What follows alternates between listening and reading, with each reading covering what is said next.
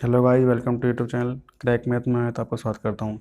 जैसे जैसे जानते हैं, इस चैनल पर आपको आपके टेट हर प्रकार के टेट का मैथमेटिक्स पढ़ाया जाता है। साथ साथ आपको टी या फिर एनडीए एसएससी सभी प्रकार के कॉम्पिटिटिव मैथ की तैयारी कराई जाती है। फिलहाल तो आज जो हमारी क्लास है उस टॉपिक का नाम क्या है, एलसीएम और एचसीएफ, हिंदी में उसको क्या बोलते हैं, लैसे और मैसे। जो मेनली जो क्लास बनाई गई इसके लिए UP TET, C TET, super TET या एमपी टेट, कितने भी टेट एग्ज़ाम्स होते हैं उसके लिए बनाया गया है। ठीक है, तो सबसे पहले तो हम जब टॉपिक का नाम एलसीएम और एचसीएफ है, सबसे पहला क्वेश्चन ये उठता है कि भाई एलसीएम क्या होता है और एचसीएफ क्या होता है। तो इस लेक्चर में हम आपको क्या बताएंगे, इस लेक्चर में हमको ये बताएंगे कि एलसीएम क्या होता है, एचसीएफ क्या होता है, उनको निकालने के मेथड क्या क्या होते हैं, कि भाई कैसे उनको निकालते हैं, एलसीएम कैसे निकालते हैं, एचसीएफ कैसे निकालते हैं। तो सबसे पहले आज जान लेते हैं हम लोग इनका इंट्रोडक्शन। फिर जो नेक्स्ट लेक्चर होगा उसमें हम जितने भी क्वेश्चंस बन सकते हैं, पॉसिबिलिटी है, इतने भी एग्जाम में क्वेश्चन पूछे गए हैं आज तक, उन सब का हम डिस्कशन करेंगे नेक्स्ट लेक्चर में। ठीक है, तो स्टार्ट करते हैं। सबसे पहले हम इंट्रोडक्शन देते हैं, एलसीएम क्या होता है। देखो एलसीएम को, हालांकि एलसीएम का नाम है least common multiple, full form least common multiple, इससे आपको कोई मतलब नहीं है, बस को जान लें कि इसका मतलब क्या होता है।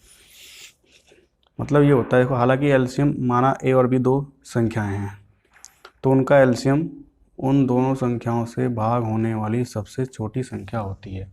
मतलब यहाँ पर ऐसा नहीं है कि एलसीएम दो ही संख्या निकाला जाता है, एलसीएम दो या दो से अधिक संख्या निकाला जाता है, लेकिन आपको समझाने के लिए हमने क्या किया है, केवल दो ही संख्याओं को लेकर बताया गया है कि एलसीएम क्या होता है। एलसीएम क्या होता है, आपने दो संख्या ली, उनका एलसीएम निकाला, एलसीएम से रिजल्ट निकलता है। इसका मतलब ये होता है कि जो एलसीएम है वो उन दोनों संख्याओं से, जिनका आपने एलसीएम निकाला है, उन दोनों संख्याओं से भाग होने वाली सबसे छोटी संख्या को कहते हैं हम लोग एलसीएम।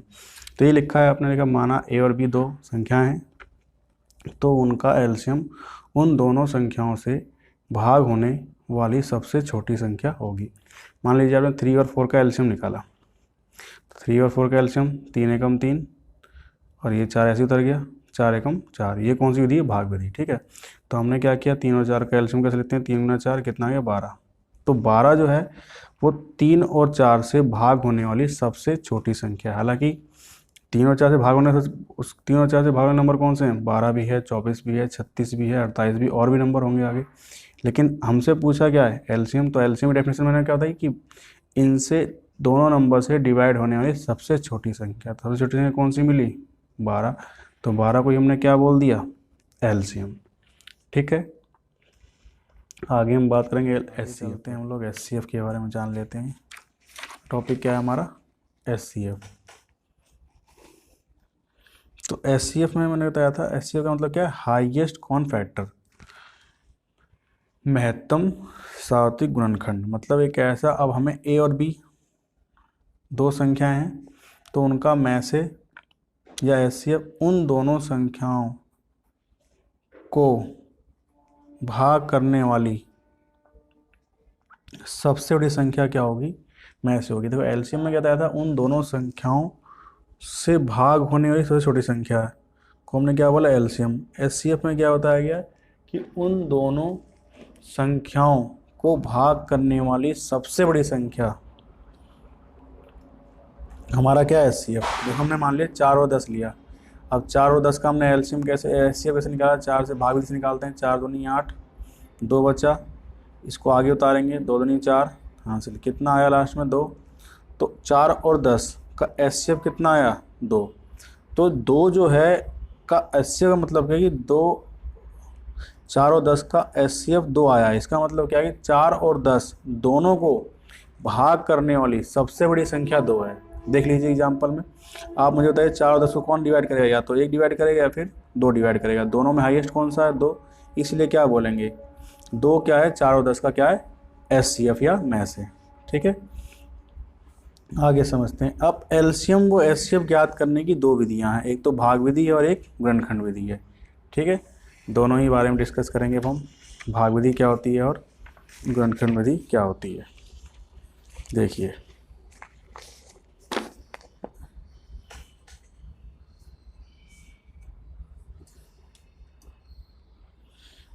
इसको हम भाग विधि से पहले सॉल्व कर लेते हैं। भाग विधि से कैसे करते हैं? 12 और 9, 3 चौक 12, 3 तिया 9, 3 एकम 3, 4 को ऐसे तार दो और 4 एकम 4।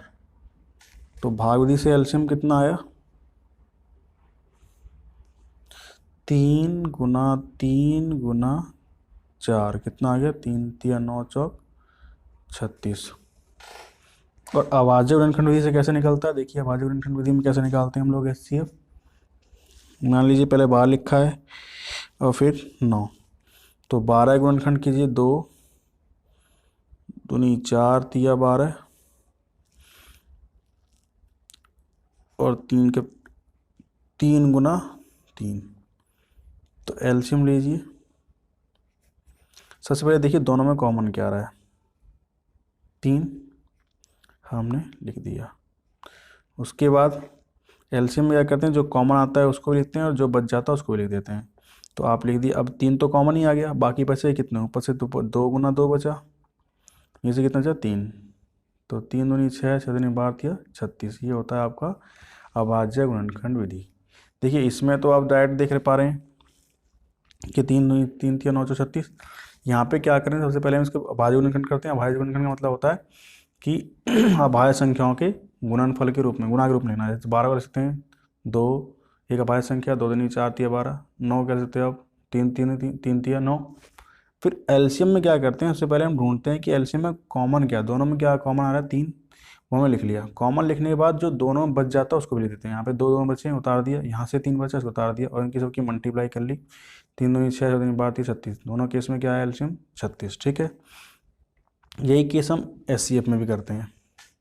तो एचसीएफ भी हम कैसे करते हैं? एचसीएफ भी निकालने 2 विधियाँ हैं, भाग विधि और क्या कहते हैं?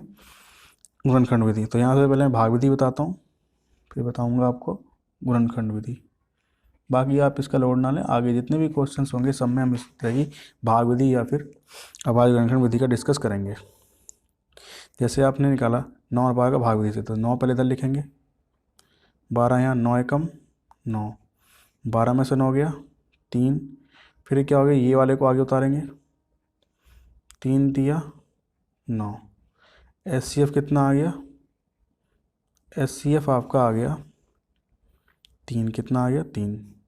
तो 9 और 12 का एचसीएफ कितना आ गया? 3। एचसीएफ में 9 और 12 को डिवाइड करने वाला सबसे बड़ा नंबर क्या है? 3 है। ठीक है, अब मैं बताता हूँ आपको इसकी अभाज्य गुणनखंड विधि कैसे करते हैं।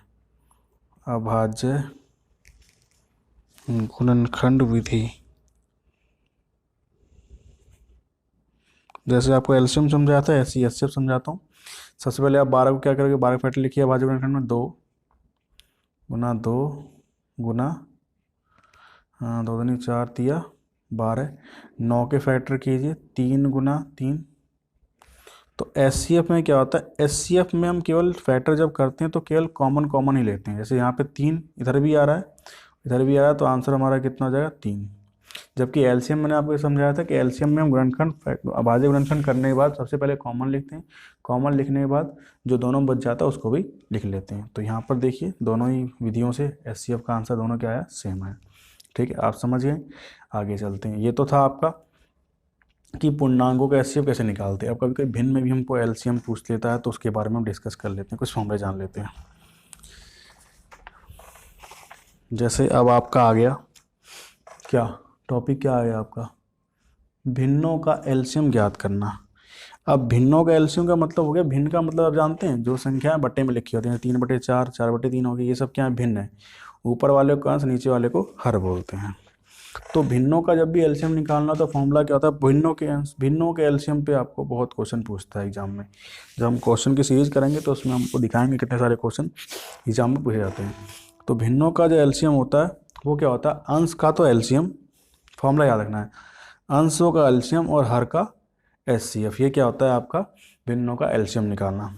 जैसे एग्जाम्पल देखिए आप, 1 2 3, 1/3, 2/12, 3/6 और 4/7 का एलसीएम निकालना है। तो फॉर्मूला क्या कहते हैं? फॉर्मूला तो यही कहता है आपको क्या, कि ऊपर वालों का एचसीएफ मतलब 1 2, 3 और 4 का HCF नहीं LCM, सॉरी अंश का LCM। तो पहले आप LCM निकाल लेते हैं, इसका कितना बैठता है।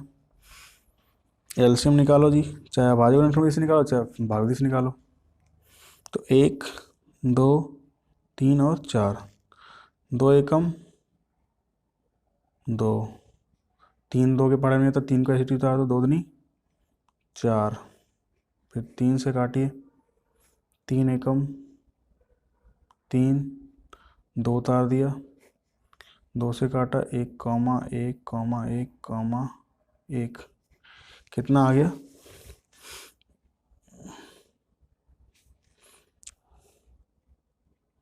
अंश का LCM आ गया आपका 3 दूनी 6 और 6 दूनी 12 भाई, 2 गुना 3 गुना 2, कितना आ गया 12। अंश का जो LCM आया कितना आया 12 आ गया। अब हम करते हैं हर का HCF। हर का HCF कितना 3 गुना 12 गुना 6 गुना 27। तो इनका HCF निकालने अभाज्य गुणनखंड विधि आसान पड़ेगी हमारे लिए। अभाज्य गुणनखंड विधि से क्या करते हैं, 3 को तो आप क्या लिखते हो 3 गुना 1, 12 को आप क्या लिखोगे 3 गुना 4 या 3 गुना 2 गुना 2, अभाज्य गुणनखंड विधि करेंगे तो।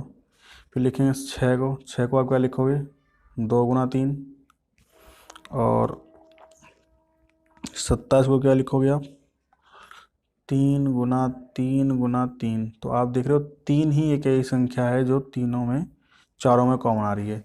तो इनका HCF कितना आ गया, HCF आपका आ गया 3, कितना आ गया 3। तो कुल मिला के यहाँ समझे 1/2, 2/12, 3/6 फिर 4/27 का LCM कितना आया भाई। LCM ऊपर वाले अंश का क्या LCM, और अंश का LCM आपने कितना निकाला है, अंश का LCM आपने निकाला है 12, तो ऊपर तो आएगा 12। और क्या बताया था हर का HCF, तो हर का HCF कितना आया है, हर 3 6 7 का HCF कितना आया है आपका 3। तो ये आपका हो गया 1/2, 2/12, 3 6 और 4/7 का HCF कितना हो गया, LCM कितना हो गया 12/3। ठीक है, आगे चलते हैं। तो भिन्नों का LCM के फॉर्मूला आप याद रखेंगे, अंश का LCM अपॉन में हर का HCF। आगे चलते हैं। अब जो टॉपिक है वो आपका क्या है कि हमने क्या पढ़ा, पूर्णांकों का धन पूर्णांकों HCF निकालना, फिर मैंने बताया भिन्न वाली संख्याओं का LCM कैसे निकालते हैं। अब समझ रहे हैं हम तो दशमलव वाली संख्याओं का LCM कैसे समझते हैं। तो उसकी थोड़ी सी लैंग्वेज है, याद रखने की बात है, थोड़ा याद रखना है। दशमलव वाली संख्याओं का LCM ज्ञात करने के लिए सबसे पहले पूर्णांकों का LCM लेते हैं। सबसे पहले 2 दशमलव दे रखे हैं, कोई दिखे दशमलव को आप भूल जाइए, सबसे सिंपल उनको पूर्णांक समझिए। जैसे 2.4 लिखा है तो उसको 24 समझिए, 0.33 लिखा है 36 समझिए, इसको 45। ठीक है, पूर्णांकों सबसे पहले LCM निकाल लीजिए, निकालें। फिर प्राप्त LCM के दाहिनी ओर से जितना भी LCM मिलेगा इन सब का दाहिनी राइट साइड से उतने ही अंक बाद दशमलव लगाएं, मतलब उतने अंक बाद दशमलव लगाना है जितना कि दशमलव के न्यूनतम अंकों वाली संख्या में दशमलव के बाद दाईं ओर अंक है। मतलब कहने का ये कि आप पहले LCM निकाल लीजिए, LCM निकालने के बाद आपको दशमलव के बाद उतने ही अंक बाद लगाना है जितना कि उन तीनों संख्याओं में सबसे कम अंक वाले दशमलव वाली संख्याओं में हैं। जैसा कि आप देख रहे हैं यहाँ 3 अंक के बाद दशमलव है, यहाँ 2 अंक के बाद है, यहाँ 1 अंक बाद, सबसे कम यहाँ पर है। तो हमें LCM में 1 अंक के बाद दशमलव लगाना होगा। देखिए सबसे पहले क्या बताया था आपको कि जो भी संख्या दे रखी है उसको पूर्णांक में पहले LCM निकाल लीजिए। 2.4 को 24 लिखा, 0.36 को क्या लिखा 36, 0.05 को लिखा 45, हमने LCM निकाला इसका। तो सिक्के 12, 2 से 18 बार जाएगा 45 ऐसी, 2 सिक्के 12, 2 में 18 45, 3 दूनी 6,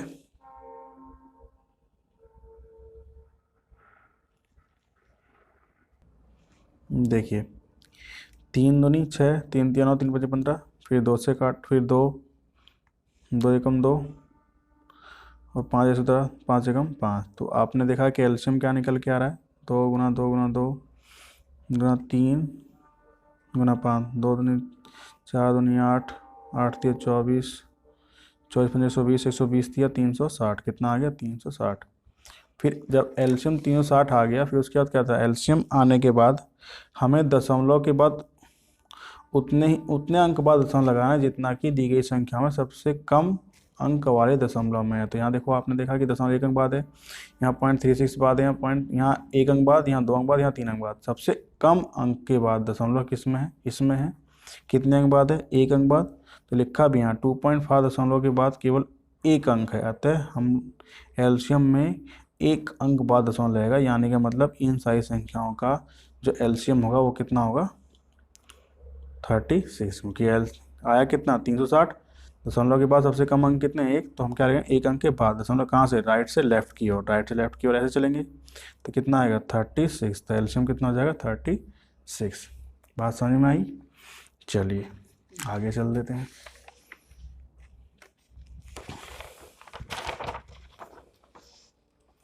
अब आता है आपका घातांकों का एलसीएम।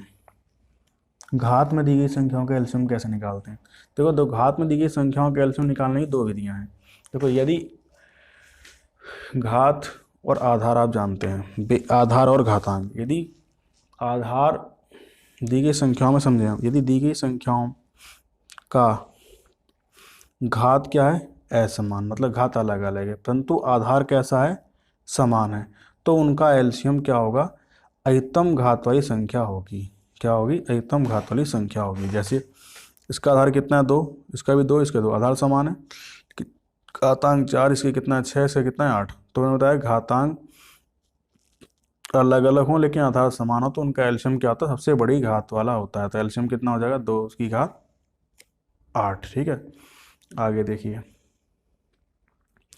ये दी गई संख्याओं का घात आधार दोनों अलग अलग हैं तो एलसीएम गुणनखंड विधि से ज्ञात करते हैं। तो आपने समझा, दी गई संख्याओं के आधार समान है, घातांक अलग अलग है, तो उनका जो एलसीएम होगा वो सबसे बड़ी घातांक वाली संख्या होगी, सबसे बड़ी घात वाली। ठीक है, उसके बाद इन दी गई संख्याओं में आधार भी अलग है और घात भी अलग है, तो क्या होगा, एलसीएम उसका हम अभाज्य गुणनखंड विधि से ज्ञात करेंगे। ठीक है, गुणनखंड विधि से ज्ञात करेंगे। आगे आ जाइए, अब चलते हैं हम लोग भिन्नों का एलसीएम निकालने के लिए। जैसे हमने पढ़ा था उसमें एलसीएम, भिन्नों का एलसीएम, ऐसे ही हम इसमें भिन्नों का एचसीएफ पढ़ेंगे। तो भिन्नों का एचसीएफ निकालने, अंश का एचसीएफ बटे हर का एलसीएम। तो जैसे 28/81, 24/27, 16/21, 8/15 का एचसीएफ। तो इसमें फॉर्मूला के एचसीएफ क्या होगा, अंशों का एचसीएफ बटे हर का एलसीएम। तो अंशों का एचसीएफ निकाला तो कितना है 4, और जब हर का आप एलसीएम निकालोगे कितना है 2875। तो ये आपका हो जाएगा भिन्नों का एचसीएफ निकालना। दोनों के दोनों फॉर्मूले बहुत ही इंपॉर्टेंट हैं, याद रखेंगे, एग्जाम क्या कहते हैं आपके क्वेश्चन प्रैक्टिस में काम आएंगे। यही बात आपकी घातांकों में भी समझ में आनी है कि घातांक वे घातांकों का एचसीएफ कैसे निकालते हैं। उसमें वही 2 बात थी, यदि आधार समान परंतु घातांक अलग अलग हों तो दी गई संख्याओं का एचसीएफ सबसे छोटी घात वाली संख्या होगी। जैसे मान लिया 3 की घात 8, 3 की घात 10, 3 की घात 12, तो सबकी आधार समान है, घातांक अलग अलग हैं, तो एचसीएफ क्या होगा, सबसे छोटी घात वाली संख्या। जबकि एलसीएम में क्या बताया था, एलसीएम में सबसे बड़ी घात वाली संख्या होगी। ठीक है, और दूसरी बात, यदि फिर से क्या, यदि आधार अलग अलग हो और घातांक भी अलग अलग हो तो उनका हम कैसे निकालेंगे, उनका हम क्या कहते हैं, एचसीएफ गुणनखंड विधि से ही ज्ञात करेंगे। ठीक है, आगे देख लेते हैं, कुछ बचा है या ख़त्म। हाँ, आगे एक टॉपिक और रह गया, उसे देख लेते हैं, फिर जो मैंने बताया था उससे आप देख लीजिए एक बार फिर से। क्या लिखा है, ये दी गई संख्याओं का घातांक व आधार असमान ना हो तो उनका एचसीएफ गुणनखंड विधि से ज्ञात करें, जैसा कि मैंने एलसीएम बताया था आपको। अब जो मेन इंपॉर्टेंट फॉर्मूला, ये भी एक कॉन्सेप्ट है कि दो संख्याओं का एलसीएम व एचसीएफ में संबंध, कि दो संख्याओं के एलसीएम एचसीएफ में संबंध क्या है, दूसरी संख्याओं में एलसीएम और एचसीएफ में इतना संबंध है कि पहली संख्या में दूसरी संख्या बराबर होता है उनका लय से गुना मैं से। बहुत ही इंपॉर्टेंट फॉर्मूला, इसके ऊपर भी बहुत सारे क्वेश्चन पूछ लेता है। ठीक है, तो इस तरह आपको क्या मैंने समझा दिया कि एलसीएम क्या होता है, एचसीएफ क्या होता है, एलसीएम निकालने की विधियाँ क्या होती हैं, गुणनखंड विधि, भाग विधि, भिन्नों का एलसीएम कैसे निकाल, दशमलव संख्याओं का एलसीएम कैसे निकालते हैं, घातांक वाली संख्या का एलसीएम कैसे निकालते हैं। ऐसे ही आपको मैंने एचसीएफ के बारे में बता दिया। ठीक है, तो मैंने इस लेक्चर में आपको हमने सारा का सारा एलसीएम और एचसीएफ से रिगार्डिंग जितनी बेसिक बातें होती हैं वो मैंने आपको समझा दी। ठीक है, तो आप इस वीडियो को ध्यान से देखिए और समझिए, क्योंकि अगले लेक्चर में हम क्या करेंगे, इन थ्योरी जो मैंने समझाई आपको उसी के बेस के ऊपर हम आपको क्वेश्चंस कराएंगे, और वो भी क्वेश्चंस वैसे होंगे जो अब तक यूपी टेट, सी टेट या किसी टेट एग्जाम में पूछे जा चुके हैं। ठीक है, तो आप इस वीडियो को ध्यान से देखें, और लोगों को आपको अच्छा लगे तो वीडियो को शेयर करें, लाइक करें, कमेंट करें, और कोई भी सजेशन हो हमारे लिए कि कोई आप कोई सजेशन देना चाहें, फीडबैक देना चाहें, तो आपको कमेंट में बता सकते हैं। कोई डिफ़िकल्टी हो तो भी आप हमें, कोई बात समझ में ना आई हो तो आप कमेंट ले सकते हैं, हम उसको रिपीट करेंगे। और दूसरी बात तो हम नेक्स्ट लेक्चर में ही करेंगे। ठीक है, okay, bye bye, thank you.